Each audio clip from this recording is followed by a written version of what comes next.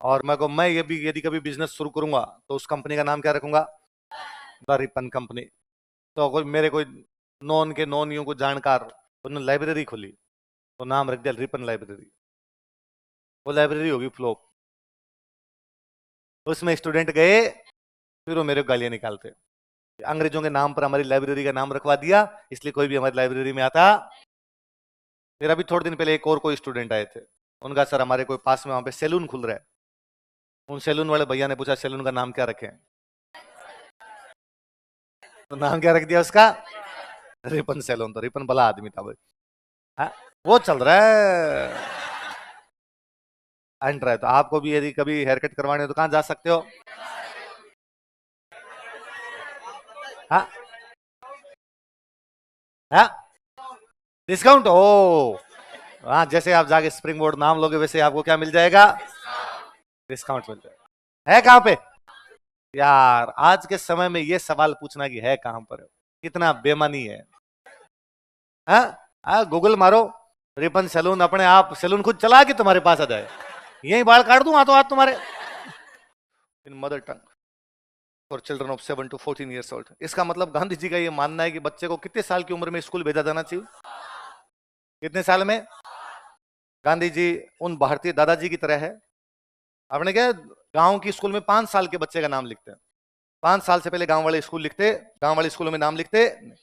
पर फिर भी आप बच्चे को लेके चलो 3 साल के हो, भाई घर वाले चाहते हैं 3 साल की को भेज दें, तो गवर्नमेंट स्कूल वाले कहते हैं नहीं भाई नाम लिखेंगे। तो घर वाले कहते हैं नाम मत लिखो, आने तो दो, है ना। तो कब कहा, तो फिर अपने कहते हैं कच्ची पलीर। तो पहली क्लास में तो 5 साल का आएगा, पर 2 साल अपने कच्ची पलीर, जिसको आप ये शहर वाले एलकेजी, वो जो प्रे पर आपका होता है, हमने वो कच्ची पलीर पक्की पली में किया। तो टीचर कहता है कि भाई क्या करेगा यहाँ के, तो कहता उठनो बैठनो सीख, बैठना सीखेगा, बच्चों से बिहेव करना सीखेगा, 3 घंटे एक जगह सिटिंग देना सीखेगा, 3-4 घंटे, ये ठीक रहेगा थोड़ा, तो ठीक है। पर कई बार क्या होता है कि बच्चे को आप 5 साल के को भी स्कूल भेजते हो तो बच्चा रोता चिल्लाता है कि स्कूल नहीं जाऊंगा। छोटे बच्चे स्कूल जाने में डर सा ही लगता है, नहीं जाऊंगा। तो मम्मी पापा पीटते हैं, तो बच्चा भाग के दादाजी के पास चला जाता है, क्योंकि मैं नहीं जाऊंगा। और दादाजी हर मामले में बच्चे का फेवर करते हैं। और दादाजी पापा को फटकार देते हैं कि नहीं भेजना, क्या करना है? पापा कहते अरे स्कूल नहीं जाएगा, तो आज ही बना सी कलेक्टर। नहीं जा रहा, नहीं जा रहा। और उन बच्चों को दादाजी स्कूल जाने नहीं देते। ऐसे बच्चे जो दादाजी के बेहद लाडले होते हैं, बाद में फर्स्ट क्लास में जाते हैं तो 9 साल के होते हैं, 7-8 साल का एडमिशन होता है बाद में उसका। वो बाद में 8th में आते आते दाढ़ी बनाने लगते हैं। बाद में कई बार गांव में होता है कि अंडर 15 का कबड्डी का टूर्नामेंट है। अब अंडर 15 में बाकी बच्चे एकदम लाइट जिलप जिलप एकदम छोटे छोटे, एक आधा ढाकी घूमता है उनमें। वो जो ढाकी घूमता आप मान लीजिए अपने दादाजी का लाड। गांधी जी वो भारतीय दादाजी है जिनका मानना है कि बच्चों को कितने साल में भेजो, कितने साल में, ये कितने साल में भेजो, इस पे तो मैं कोई टिप्पणी नहीं करूं। पर मेरा एक फिर भी मानना है कि छोटे बच्चों की जो क्लास है वो 7 बजे नहीं लगनी चाहिए। ये जो एलकेजी यूलकेजी के बच्चों को हम 7 बजे लाई, सोया हुआ है, आओ कितना स्कूल जाना, कहाँ जाना है, क्यों जाना है, किस लिए जाना है वहां, और उसका तो तैयार हो जा। और वो इसका मतलब नहीं समझ रहा कि यार तैयार होना क्या होता है। तो छोटे बच्चों की क्लास तो कम से कम 9 बजे शुरू की जानी चाहिए, और उनकी क्लासें 6 घंटे नहीं होनी चाहिए। यार आप एक छोटे बच्चे को तो 6 घंटे की जगह बैठा रहे, 3-4 घंटे होनी चाहिए। 3 घंटे जा, 9 बजे भेजो, 12 बजे को जा, बस वो इतना ही सीखे, उठना बैठना सीख जाए, दोस्त क्या होते हैं, साथ वालों से बिहेव कैसे करना होता है, बोलना कैसे होता है, उतना सीख जाए। और वही बात है दादाजी वाली, कौन सो कलेक्टर बना से हो, है ना। तो ये इस बात का अपने को मामला उठाना है कि छोटे बच्चों को कितने बजे स्कूल होना चाहिए, और ये आवाज इतनी जोर से गूंजनी चाहिए कि सरकार तक। अगला लिखो, अगला लिखो। अच्छा, गांधी जी ने एक और बड़ी गजब बात की। गांधी जी ने कहा बच्चों का एक पीरियड ऐसा आना चाहिए जिसमें बच्चों से काम करवाओ कुछ ना कुछ। क्या करवाएं? फिजिकल एक्टिविटी ना है, चरखा कतवाओ। क्या कतवाओ? चरखा कतवाओ। इनसे सिलाई बुनाई कढ़ाई टाइप का कुछ ना कुछ सिखाया जाए, स्किल डेवलपमेंट, है ना। हस्त उत्पादक।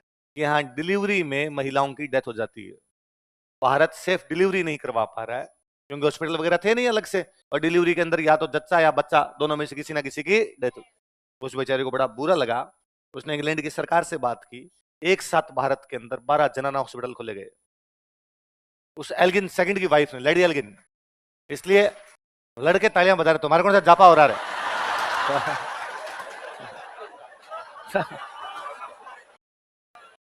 लड़कियों का समझ में आता, राजी हो? नहीं राजी हो? वाह, कोई नहीं, बजा ली अब। अंग्रेजों की अच्छी बात भी बजाइए। अच्छा, इसलिए आप यदि कभी जयपुर के जनरल हॉस्पिटल भी जाएंगे ना कभी, हाँ, तो वहां भी आप देखेंगे कि वहां लेडी एल्गिन के बारे में, उनके बारे में लिखा हुआ है।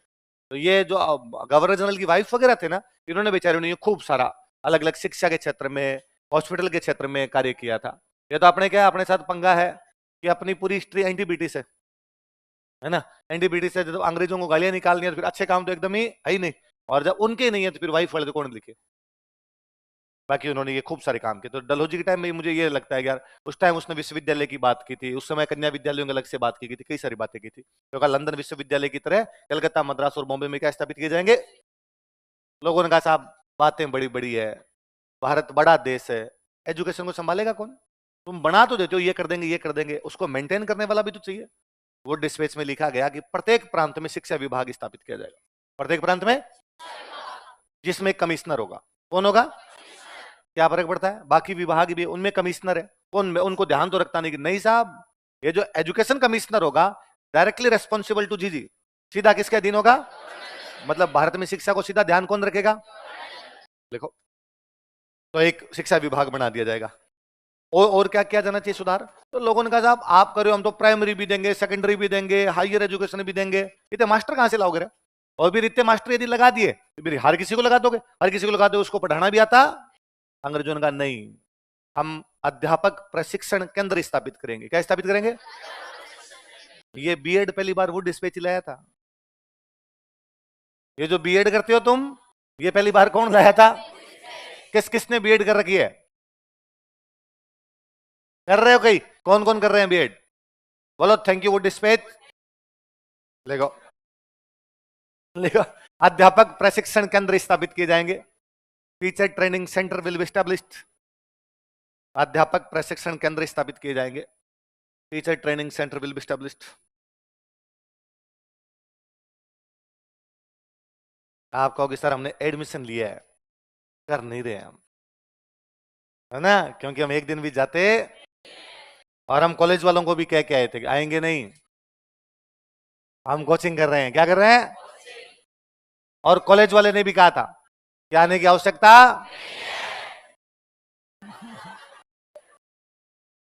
तुम तो खाली, बाकी हम जाने हमारा। और फिर हम कभी बैठ के ट्विटर पे, व्हाट्सएप पे, फेसबुक पे लिखते हैं देखिए भारत में शिक्षा की हालत, दुर्दशा भारत में शिक्षा की, अध्यापकों को कुछ भी नहीं आता है, हाँ, इनको उचित ज्ञान भी नहीं दिया गया है। तो लिया किसने? चलो, तो कौन से केंद्र स्थापित किए जाएंगे? अध्यापक प्रशिक्षण केंद्र। किसी ने आगे कहा भाई साहब खाली एजुकेशन देने से क्या होगा, रोजगार मिलना चाहिए, एजुकेशन का उद्देश्य हो पेट भरे, पढ़ा देते हो, नौकरी तो मिलती नहीं। अंग्रेजों ने कहा नहीं भाई, हम ऐसी एजुकेशन देंगे जिससे लोगों को नौकरी मिले। क्या करोगे? एक तो हम टेक्निकल एजुकेशन देंगे। कैसी देंगे? टेक्निकल चीजें सिखाएंगे कि बंदा बाहर जाके अपने स्किल डेवलपमेंट कर देंगे, कुछ ना कुछ कर सके। हम उसको बिजनेस की शिक्षा देंगे, वोकेशनल एजुकेशन, व्यावसायिक शिक्षा। कौन सी देंगे? तो तकनीकी शिक्षा देंगे और व्यावसायिक शिक्षा देंगे, बिजनेस के बारे में बताएंगे, टेक्नोलॉजी के बारे में बताएंगे, तो बंदा बाहर जाके अपनी दुकानदारी खोल सकता है, वो शिक्षा उसकी कहीं ना कहीं काम में आ जाएगी। देख लो, तकनीकी शिक्षा तथा व्यावसायिक शिक्षा को बढ़ावा दिया जाएगा।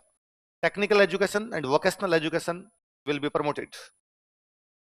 तकनीकी शिक्षा तथा व्यावसायिक शिक्षा को बढ़ावा दिया जाएगा। क्या को?